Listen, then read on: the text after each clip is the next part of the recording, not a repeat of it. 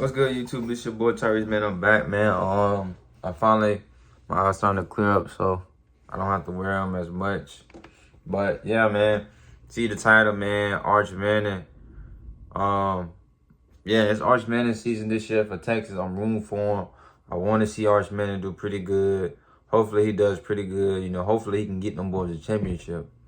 Now he gonna have to worry about Ohio State and Alabama, but you gotta be in that bag, you know what I'm saying? So with that being said, man, we're gonna see my dog on 3 talking about. Let's get into it. The Arch Manning era is off and running in Austin, Texas. Spring practice is rolling. We got intel coming in left and right. But as we enter into this chapter in Texas football, the Arch Manning chapter, I think there's a lot of conversation around hype. And hype is one thing, but expectation is another. I think hype is a little bit ridiculous. Expectations, though, I think that's valid. I'll tell you what I'm talking about throughout the segment. But first things first, if you're a Texas Longhorn football fan, make sure you are subscribed. Because the more Texas fans that subscribe, we see that. And so when we see that, we're like, oh, the Texas faithful, they're dialed in. We want to make sure that we give them what they want, and we're talking about things that y'all are interested in. It's pretty much the name of this whole game. So if you're a Texas fan, subscribe. Appreciate y'all in advance for that. So to paint a picture here, Arch Manning has not played a ton of meaningful college football just yet. I know he got a few snaps here and there, did a good job. I know he played when Quinn Ewers was injured, did a great job there. But the reality is, I think the verdict is still very much so out on what he's going to be in 2025. The hype, though, is absolutely wild for my guy. Currently, given the context of what I just said around how much college football he has yet to play, he is tied for the best odds in college football to win the Heisman Trophy with a Garrett Nussbaum, who has a full season starting in the SEC and threw for 4,000 yards last year for LSU. I'm not telling you it can't happen, but to put that kind of hype on the guy, that's not fair. Hype is a little bit ridiculous. Expectations, though, I think those are fair. I think those are valid. The expectations as a Texas Longhorn fan that I think you can have and maybe should have are, well, yeah, we lose Quinn Ewers. Yeah, we lose some key production from this roster, but we should still pick up where we left off from a season ago. We should still compete for the SEC championship. We should still compete for a national championship. And a lot of that should and I think will have to do with Arch Manning. Here's the reason why. How often in college football are we seeing 5-star quarterbacks, much less 5-star players, sit on the bench more or less for 2 years? We don't see it in college football anymore. Yeah. That's what Arch Manning has done. And not just has he sat on the bench for 2 years, he sat on the bench for 2 years in the same system under Steve Sarkisian. So I have to download a new playbook every single spring and figure it out. Like, he's in the same system, digesting it, processing it. Also, he was an early enrollee. So behind closed doors in Austin, man, Arch Manning has played 2.5 years of college football. Yeah. That counts for something. That's very different from a life cycle perspective of what we've seen quarterbacks, especially 5-star quarterbacks, to be in today's sport. What we see right now is kind of the Krispy Kreme model. You said the Krispy Kreme. Those of y'all that have been to Krispy Kreme, you know exactly what I'm talking about. You walk into that glorious establishment, you peer through that glass, and you see the dough on the conveyor belt going through that glaze machine, and it's awesome. You're seeing it all happen in real time, from start to finish. It's imperfect at the beginning, but throughout the course of that whole process, you eventually get to your finished product. That's not Arch Manning. We haven't seen him on the conveyor belt. We didn't get to see the dough that he was when he got in as a true freshman. We think we have a good gauge for the ingredients. Yeah. We put the order in. Arch Manning now, we're getting a lot more of the fajitas Tex-Mex treatment. Okay? You put in the order.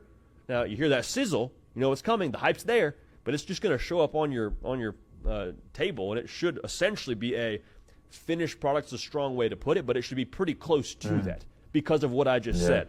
2.5 years playing college football against, let's call a spade here, one of the best rosters in college football in Texas, one of the best defenses in college football a season ago. He's paid his dues here, man. So for him, it should be a very different first-year starting quarterback experience. If you're expecting him to be great and lead you to an SEC championship and compete for a national championship, I don't think that's all that wild because of what I just said. I think a lot of people, though, when you talk about the Manning last name, we love to get pretty big brain on this stuff. Just us as human beings, don't we? We say, well, last name Manning, it's a lot of pressure for the kid. Can he handle it? It's Texas. It's a lot on his shoulders. Totally true. But if Arch Manning's last name is a reason as to why you think you should temper expectations, like let's use our brains here. he didn't just become a Manning overnight. Yeah. He's been an Arch Manning his entire life. Every single rec league event he's shown up at since he was able to play competitive sports. I promise you, rec league soccer, he shows up, last name Manning on the jersey. Oh. You see Cooper, you put 2 and 2 together, you're like, oh, shoot, that's Peyton Eli's nephew. He's always had to deal with this, dude. So, yeah, will it be dialed up a little bit more now that he's going to be the starting quarterback for Texas? Yeah, of course. But let's not kid ourselves and pretend that for the 2025 season, he's going to have some massive acclimation period to this newfound fame. He's been under a microscope since he started playing sports, much less playing high school and college football, dude.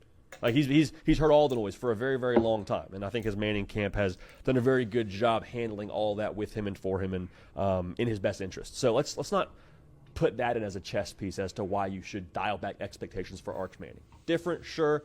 New, probably not all that new when it comes to the hype around his last name. Now, here's maybe the most important or as important as any other piece of this whole equation when it comes to expecting big things from Arch Manning. There's not a ton of excuses built in for Texas in 2025. No. The returning production is one thing you could point to, but since 2022, Steve Sarkisian's recruited an average of a top 5 class. So that tells you that roster is full of top 5 talent to go compete at the highest level. Unproven, sure. Also, they go to the portal as well as anybody else in college football. The hit rate for Texas is as high as, I think most places in the sport. So your talent, you should have what you need. Yeah. On top of that, you have one of the best offensive play callers, if not the best offensive play caller in the sport. So when you're talking about Arch Manning and what he should be teed up to do in 2025, I don't see this glaring weakness of, oh, man, well, I don't know if he's going to have enough around him. I don't have that conversation when I talk about Arch Manning. Now, there's some things that, again, of course, they have to replace, but you talk to people close to Texas, they feel great about what they're going to have on the offensive line, even with replacing a few starters. They feel great about, I think, the perimeter talent. Maybe they go to the portal in the spring, but they didn't go in the winter. Should tell you enough about how they feel if they know how it looks. So I say all this to get to this final point. You don't need to have the standard new quarterback reset if you're a Texas Longhorn fan when it comes to your expectations around Texas. I think a lot of college football fan bases in general, sometimes you do have to temper expectations because you're throwing in a guy that's never started any games before. Maybe he redshirted for 1 year and now he's going to get introduced to college football in a very new and maybe shocking way. That's not Arch Manning. But yeah, I definitely agree with what he's saying. Looking at Arch Manning, it's a new quarterback, but they still, the expectations is not high, but it is high due to the reason, he sat behind, Quentin Ewers 2 years studying the Sarkisian system. Like he said, he know the system. He should know how it works. He should know what he want, what he like to see. And that's just that's being real. That's true though. So, I'm really looking forward to see what Arch Manning gonna do. I know they got some trash teams in the beginning, so I might bet on them in the first couple games or something like that. So yeah. Other than that, man, yeah, I'm really excited to see what Arch Manning gonna do. One of my favorite football players, man. I seen him in high school balling out. That's why I kind of, favored him so much, because I seen him playing for Marshall back then. It was pretty sticky in Texas. So, yeah, man, definitely looking forward to my boy Arch. And yeah, hey, we gonna see Texas fan. If you're a Texas fan, subscribe to the channel so I can see how many Texas fans in here, man. We gonna see how Texas is gonna do next year, and yeah, man. Only time can tell with this one, so yeah. We gotta talk about taking some more when we get close to the season. Peace out, man.